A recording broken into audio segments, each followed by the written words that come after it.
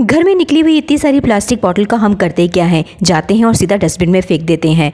आप भी ऐसा करते हैं ना, लेकिन अब इसे हम डस्टबिन में नहीं फेंकेंगे, इसे करेंगे हम रिसाइकिल। जी हाँ, तो चलिए 3 क्राफ्ट सीखते हैं इन्हीं पुरानी बॉटल से। और इन क्राफ्ट को देखने के बाद आप मुझे थैंक यू ज़रूर बोलोगे, मुझे पता है। तो चलिए इसे बनाना स्टार्ट करते हैं। पहले वाले क्राफ्ट को बनाने के लिए ना मैंने ये वाली बॉटल उठाई है जिसमें हमारे अक्सर तेल आते हैं, सरसों का तेल हो या रिफाइंड तेल, उस तरह की बॉटलें होती हैं ना, बहुत पतली पतली सी। उस बॉटल पे ना मैंने इस तरह से ये ड्राइंग की है। पहले तो ना हम इसे पेपर कटर से कट करेंगे, उसके बाद सीजर से बड़े आराम से इसकी अच्छी शेप कट कर दीजिएगा। यहाँ पर ये कटिंग हो चुकी है, अब बारी आती है कलरिंग की। सच बताऊँ तो ये कलर ना मार्केट में ढूंढ ढूंढ के परेशान हो गई। ये पर्पल कलर जो है ना ऑयल पेंट पे मिला ही नहीं। आपको मिल जाए तो ऑयल पेंट का ही इस्तेमाल कीजिएगा। मैंने तो एक्रेलिक कलर कर लिए हैं और लास्ट में ना इसके ऊपर वार्निश लगाकर इसे फिक्स कर दूंगी। वाइट एक्रेलिक कलर पर इस पर ना हार्ट शेप बनानी है, बिल्कुल बीचों बीच, और थोड़े से डिज़ाइन इसके आसपास भी डाली, जैसे कि वाटर ड्रॉप्स होते हैं।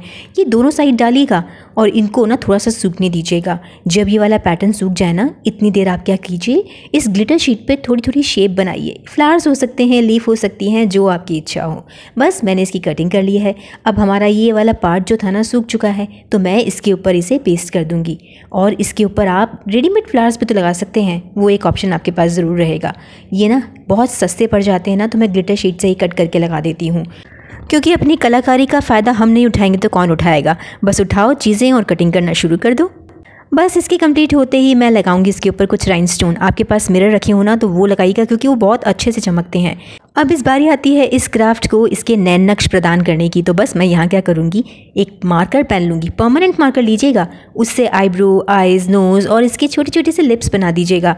प्रैक्टिस में ना हो तो सबसे पहले पेंसिल का यूज़ करके उनके ऊपर रफली ड्रॉ कर लो, उसके बाद ब्रश उठाओ और शुरू हो जाओ। कितना आसान है ना। एक बात बताऊँ, अगर आपके पास 3D आउटलाइनर्स हो ना तो उसका इस्तेमाल कीजिएगा, थोड़े उभरे हुए लगेंगे डिज़ाइन।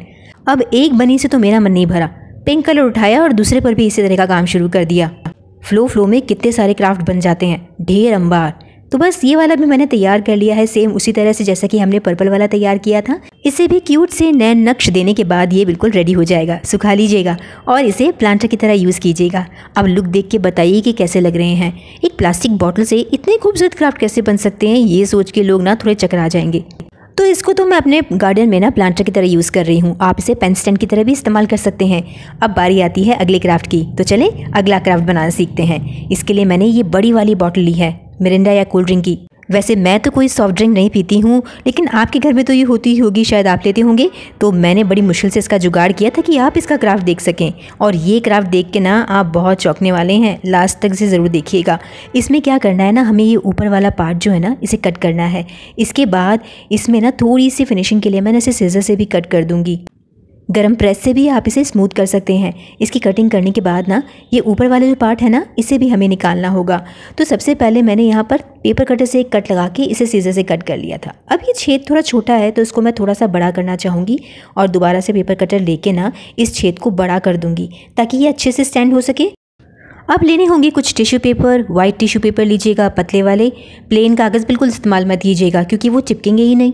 तो यहाँ पर है ना टिश्यू पेपर के मैंने स्क्वायर पीस कट कर लिए हैं। वैसे तो इसे आप तोड़ मड़ोड़ के किसी भी शेप में डाल सकते हैं, क्योंकि शेप से कोई फ़र्क नहीं पड़ेगा। तो मैंने ना ईजी काम किया है। और उसके बाद ये फेविकॉल का पतला घोल तैयार कर लिया है। क्या करना है, फेविकॉल में थोड़ा सा पानी डाल के उसे डाइल्यूट कर लो, क्योंकि इसे लगाने में इजी होता है। अब बस यहाँ पर टिश्यू पेपर एक के बाद एक रख के चिपकाते जाइए, जैसे कि हम किसी पेपर मेशे वाले काम में करते हैं। यहाँ पर ना इसे पूरा कवर करना होगा। आराम से तसल्ली से कीजिए, क्योंकि ये काम बहुत आसान भी है और जल्दी भी हो जाता है। तो बस इस तरह से फिनिशिंग करने के बाद ना इसे कड़क धूप में सूखने के लिए रख दूँगी, ताकि ये एकदम पापड़ की तरह सूख के बाहर निकल आए। अब बात करेंगे हम दूसरी चीज़ की। उसके लिए मैंने यहाँ पर एक कार्डबोर्ड लिया है। आप मोटा कार्डबोर्ड लीजिएगा और उस पर एक बड़ा सर्कल ड्रॉ कीजिएगा। तो हमने ना कप के अनुसार ही सर्कल को कट किया है। आपके पास जिस भी साइज़ की ना प्लास्टिक बॉटल हो, उसके हिसाब से सोच के कट कीजिएगा। अब ये वाला प्रोसेस बहुत ध्यान से देखिए, क्योंकि यहाँ गड़बड़ हुई ना तो सब कुछ अनबैलेंस हो जाएगा। आपको इस तरह से सर्कल के अंदर सर्कल कट करना होगा। ये पूरा कट करके बाहर निकाल दीजिए और बस इस वाले पार्ट को ना थोड़ा सा अंदर की तरफ कट कीजिए। मैंने ना ये एक्स्ट्रा पेपर निकाल के रख दिया था, ताकि इसे चिपकाने में इजी रहे। एक छोटा सा हिस्सा इसमें से मैं निकाल दूंगी और इसे ना थोड़ा सा प्रेस करेंगे। कैसे, इस तरह से अंगूठा रख के ना इसे धीरे धीरे बीच में से प्रेस करते हुए पूरे रिंग पर चलाना है, ताकि ये थोड़ा सा ऊपर की तरफ उभरा हुआ आ जाए। अब इसके बाद हम यहाँ पर थोड़ी सी ग्लू लगाने वाले हैं और इसे इस तरह से पेस्ट करेंगे। तो ग्लू ना आप थोड़ी मजबूत वाली लीजिएगा। मैंने ना यहाँ पर रबड़ बेस्ड ग्लू ली है जो बहुत जल्दी भी चिपकती है और एकदम पक्का काम करती है। इस ग्लू का नाम आपको डिस्क्रिप्शन बॉक्स में या फिर प्रोडक्ट लिंक में देखने को मिल जाएगा, तो आप इसे ऑनलाइन भी परचेस कर सकते हैं। बस इस तरह से जब मैंने इसे पेस्ट किया ना तो देखिए ये गोलाई में थोड़ा उभरा हुआ बना, कुछ इस तरह से। अब जूट के धागे लेने हैं और इस कार्डबोर्ड की इस रिंग को ना इस जूट के धागे से पूरा कवर करना होगा। वैसे तो बिल्कुल ऑप्शनल है, आप कोई भी धागा इस्तेमाल कर सकते हैं, लेकिन जब आप इसका एंड रिजल्ट देखेंगे ना तो आपको खुद ब खुद ये जूट का धागा बहुत ही खूबसूरत लगेगा और आप इसे ही बनाना चाहेंगे। तो मैंने धीरे धीरे ग्लू लगाते हुए इस जूट के धागे को यहाँ पर पेस्ट करना शुरू कर दिया है। और ग्लू तो मैंने वही ली है जो मैंने आपको बताई है। इस वाले क्राफ्ट के लिए ना फेविकॉल बिल्कुल भी यूज़ मत करना, क्योंकि उसमें घंटों लगेंगे, ना तो ये सूखेगा और ना ही ये ढंग से बनेगा। तो इसी ग्लू का इस्तेमाल करते हुए अगर आप काम करेंगे तो ये झटपट तैयार हो भी जाएगा। अब मैंने 3 कार्डबोर्ड और लिए थे, छोटे छोटे सर्कल बनाए थे, इन्हें आपस में पेस्ट कर दिया। अब इसके साइड में भी ना थोड़ी सी इसके इस किनारों को छुपाने के लिए यहाँ पर जूट के धागे को लपेट दूँगी। अब ये जब रिंग तैयार हो जाएगी ना तो जो हमने ये रिंग तैयार की है ना उसके जस्ट नीचे ग्लू लगा के सिर्फ किनारों पर ग्लू लगाइएगा और इसे पेस्ट कर दीजिएगा। अब इसे पलटकर सीधा करूँगी और जो अंदर की तरफ कार्डबोर्ड दिख रहा है ना इसे छुपाने के लिए भी तो कुछ करना पड़ेगा। तो मैंने एक और सर्कल कट किया है और उसे भी जूट के धागे से इस तरह से पूरी तरह से कवर कर दूँगी। ये ना अच्छे से लगाइएगा। इसके लगाने के बाद आप इसके बीचों बीच ग्लू लगाकर इसे रख दीजिएगा और देखिए ये पूरा कवर हो चुका है और ऊपर की तरफ उभरा हुआ है। इसे प्रेस करके अच्छे से सुखा लीजिएगा। जब तक हमने ये प्लेट बनाई ना तब तक हमारा ये वाला पार्ट जो था ना ये बिल्कुल अच्छे से सूख चुका था। इसे भी मैं जूट के धागे से कवर करने वाली हूँ। बहुत सारे लोग ना ये सोचते हैं कि जूट का धागा इतना रफ दिखता है कि इससे कुछ बन ही नहीं सकता, लेकिन सच बताऊँ इससे इतने अमेजिंग क्राफ्ट बनते हैं ना कि आप देख देख के चौंक जाएंगे। लास्ट में मैंने क्या किया ना कि यहाँ पर जूट की बड़ी बड़ी रस्सियाँ ली हैं और मेरे पास है ना पतली रस्सियाँ ही थी, तो मुझे ना 3 रस्सियों की ज़रूरत पड़ी। तो मैंने इन्हें बीच में इस तरह से ग्लू लगाकर पेस्ट कर दिया। तो इस रस्सी की लेंथ ना मैंने कम से कम 30 सेंटीमीटर रखी है, क्योंकि मुझे इसे फोल्ड करना है। जब ये आपस में अच्छे से पेस्ट हो जाएंगे ना तब मैं इन्हें फोल्ड करना स्टार्ट कर दूँगी। तो इसके किनारे पर सबसे पहले हमें थोड़ी सी ग्लू लगानी होगी और ग्लू को 10 सेकंड के लिए रखना होगा ताकि इसकी पकड़ जो है वो मज़बूत बने। और बस वो चिपकते ही ना मैं इसे धीरे धीरे से घुमाकर इस तरह से करूँगी। पहली साइड पर तो ना हमें थोड़ा बड़ा साइज़ इस तरह से घुमाकर बनाना है, लेकिन दूसरी साइड पर छोटा वाला रिंग बनाएंगे। इनके साइड पे ग्लू लगाकर इस पार्ट पर हम इसे पेस्ट कर देंगे। तो दिख रहा है आपको कि ये क्या बना है, एक कप जैसी शेप ले ली है इसने। और इस बार मैं बिल्कुल भी तामझाम नहीं करूँगी। ये सिंपल सी ही वाइट लेस है, इसे मैं इसके ऊपर पेस्ट कर दूँगी। मैं तो इसके टॉप पर ही इसे पेस्ट कर रही हूँ, आप चाहें ना तो इसे ना इसके बॉटम पे भी पेस्ट कर सकते हैं। ये क्राफ्ट देखने के बाद आप खुद ही डिसाइड करना कि आपको इसे कैसे लगाना है। अब इसके बाद ना मैं ये प्लेट पर भी लेस लगाने वाली हूँ, थोड़ी मैचिंग करने के लिए। इस लेस में ना एक मल्टी कलर की लेस भी मिलती है, वो मुझे नहीं मिली। अगर वो मुझे मिल जाती ना तो मैं उसका ही इस्तेमाल करती, क्योंकि वो ना थोड़ा सा ब्राइटनेस देती है इस क्राफ्ट को।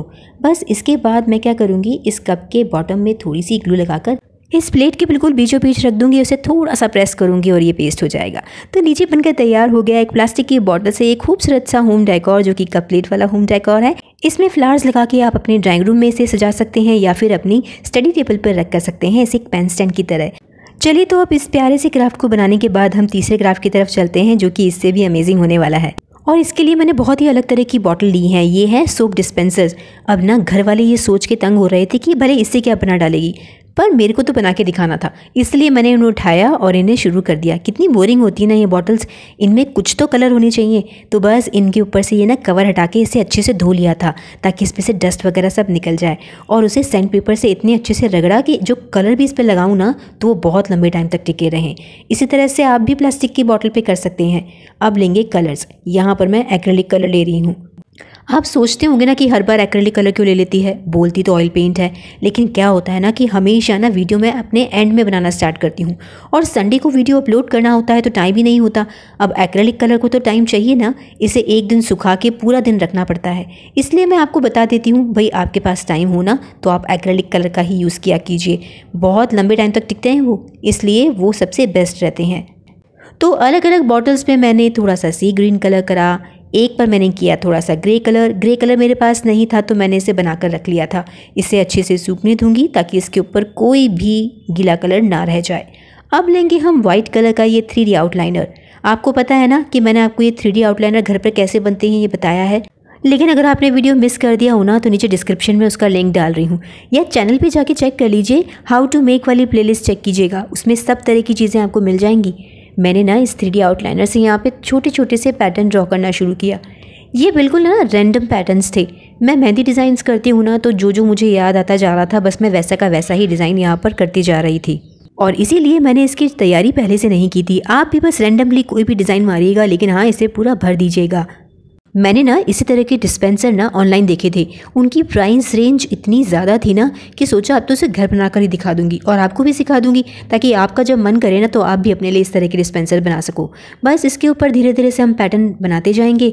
और इसमें एक चीज़ आपको ध्यान रखनी है कि जब भी हम 3D आउटलाइनर से काम करते हैं ना तो उस पर हाथ नहीं लगना चाहिए, क्योंकि एक पैटर्न ख़राब हुआ ना गलती से तो वो सारा डिज़ाइन दोबारा बनाना पड़ता है। इसलिए ये वाला काम ना आप बहुत ही आराम से और ध्यान से कीजिएगा। अब डिज़ाइन देखते देखते आप बोर ना हो जाओ ना, इसलिए इस वीडियो की स्पीड मैंने बहुत तेज़ कर दी। फटाफट से देख सकते हैं, लेकिन अगर आपको इसे सीखना हो ना तो इस वीडियो की ना स्पीड को स्लो करके इसे देख लेना, ताकि अगर आपको अपने रैंडम डिज़ाइन समझ में ना आए तो आप मेरे जैसे डिज़ाइन ही कॉपी कर लीजिएगा और अपने इस क्राफ्ट पर बना लीजिएगा। और उन लोगों के लिए भी संदेश है जिन्हें ये 3D आउटलाइनर चलाने आते ही नहीं, या इसे चलाने में उन्हें कॉन्फिडेंस नहीं आता, तो आप पेंसिल से इसके ऊपर ड्राइंग कर सकते हैं और उसके ऊपर ना पेंट कलर से पेंटिंग कर सकते हैं। ये इजी तरीका होगा। इन बॉटल्स पे काम करते करते इतना मज़ा आ रहा था ना कि मुझे एक क्यूट सी बॉटल और दिखी और उस पर भी मैंने अपनी कलाकारी कर ही डाली।